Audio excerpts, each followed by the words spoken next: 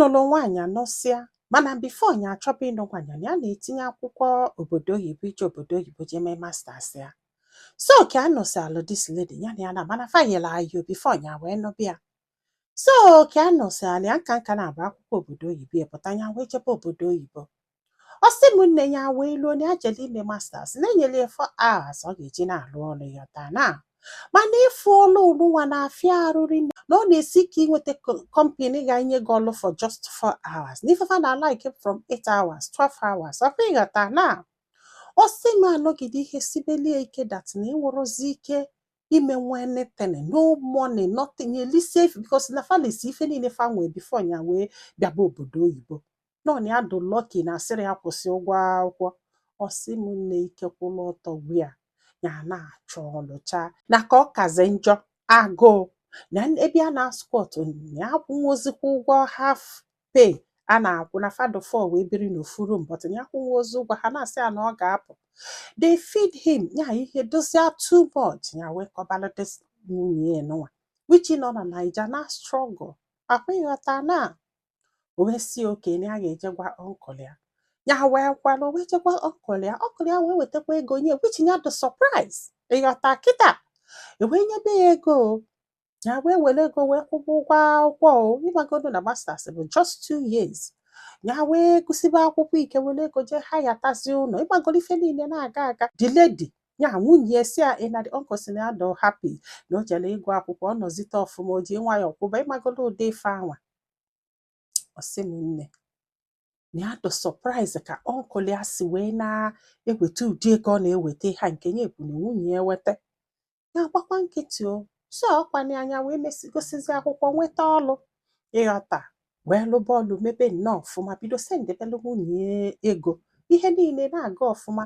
N'ihe anụnwa bụ 1 year ya ha lụbala ezigbo ọlụ na-enye nwunye ego. Akwa ịghọtago. Nwunye wee nọgide wendụ wee kpọọ ya wee sị na o nwere ife a chọrọ ịgwa ya. Ya wee sị kedu ihe ọwụ. Ọ sị na ọ bụrụ na ọ nata n'abalị ka fa kalị anya no a long story. Ya wee kwalụ o. Ya ka ya jesiela bata. O bidogodo ụzọ bebegodo akwa.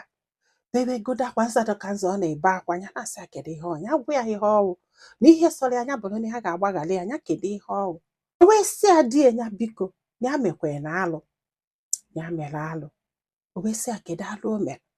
O wee sị na that man na-enye ego ya sị na uncle ya na ọ bụkwa na uncle ya. No sugar daddy ihe na-enye ego. Na mgbe ọ gwara ya nsogbu o nwere ya nwere ike stand ka ibunetie ma na ụjọ mbunetie bụ ihe na-atụ ya ma ụjọ isi na ya anụkata dị ebunete die. Ịghọtago na this man etego ọ chụbala ya na married man ka ọ bụ. Ịghọta na. So ka ihe anọnwa mere ọ na-achụ ya oge ọbụla ọ na-ekwu ya nkwa ego. Ya wee kwalụ ya na ya na-agba wee kwụba. Na onye nwanyeli ego afụ niile ya na-ese ndịrị ya. Ọkwa ifugo. Ọ sị m nne ike kwụlụ ọtọ gwụ ya. O wee bụrụ na this man na ọ na-enye this man ibongi mgbe ọ na-enye ya ego until di wee lụba ọlụ. Ka di lụbazila ọlụ wetebe ego wee sị the man na ya manyezie ibongi. The man wee sị anọ iwu na ọ ga-enye gị di ibongi until o jebe obodo oyibo. Nọ iwu ka ọ. If not na ife a ga-eme ya ama ndosi mma. Mgbe afọ na faje hotel.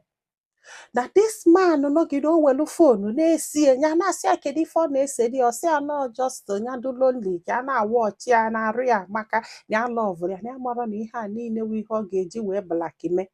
No maka ihe anụ maka ya ji wee kọbalị ya because na ya na-abụsịla ezigbo okwu wee na-asị ya na ya ga-esendeli ya pictures ya na video niile ya mere na hotel na ọ ga-eluzu that man luzukwuo nyanwa. Akwa ifugo. Hai! Ndị mmadụ chai! Ọ sị m ka this girl na-akọrị ya ife anwa na pictures nwunye ịbata na WhatsApp ya. Akwa ifugo. Ọ bụ na the girl wepụtara obi niile kọọlị ya na di ya n'obodo oyibo wee gwa ya nsogbu di ya nwere. Ọ sị na ya ga-help according to the girl.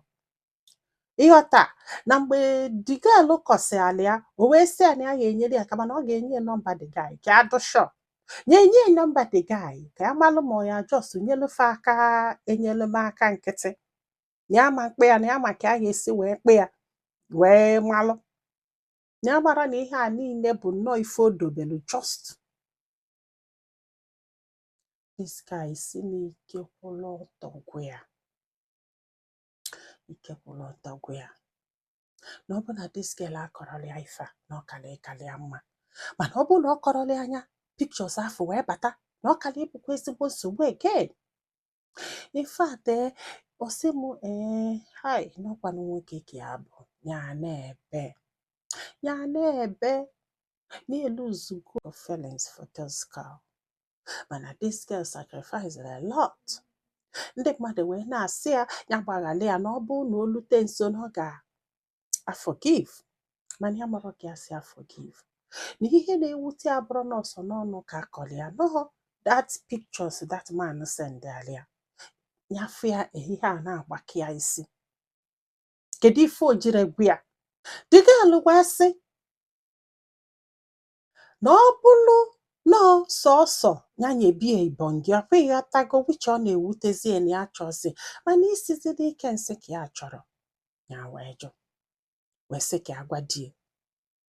This guy wee sị m na ya mụrụ ife a ga-eme ma ọ ya continue na anụ this girl na ofe enyi nwoke si ya ọ bụgodo na ịlọvụzi ya gị kpọtie obodo oyibo ọ bịa gị gwa ya na okwu ezighị eme, ịghọta ka o jebele onwe ka ọ bụrụ ife olite like na ị ga-esetụlụ ya in one way or the other. Na ọ wụlụ ya na ya ga-akpọ ya jụọ anya si ya na ya chọrọ inye gị ego ọ ịkpọtago obodo oyibo, mana gị na ya na-abịa ibizi dịka di na nwunye maka ihe a ime na ọma nkwe nke ọbụla otu usoro imeela enye na ife ofe enyi nwoke gwara ya. Ofe enyi nwoke si ya na o nwere right nwaanyị o ji wee jesobe nwoke ọzọ na ọ gwara ya nya sobe na ọ dị wrong ya hapụ ya. Akụkọ nna akọ kịta bụ ube atụrụ n'afọ ifopie nsogbu ịhapụ ya nsogbu. Yes.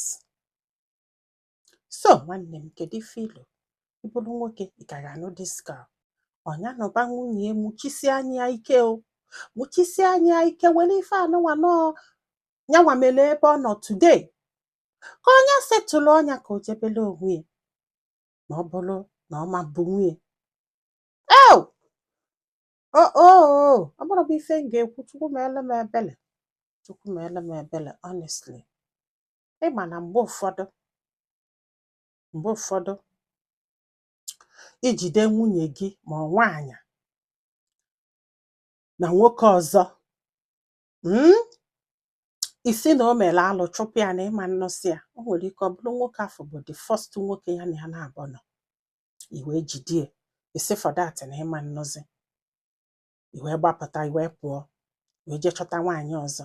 Nwaanyị afọ ịchọtara ịmaala ebe o si, ịmaala nwoke na one sogolunu, ịmaala ma ha lulu 20, ịmaala abụọ na one o megolo, o nwere ife ịma maka ya ije ọsọpi aka mechara ya.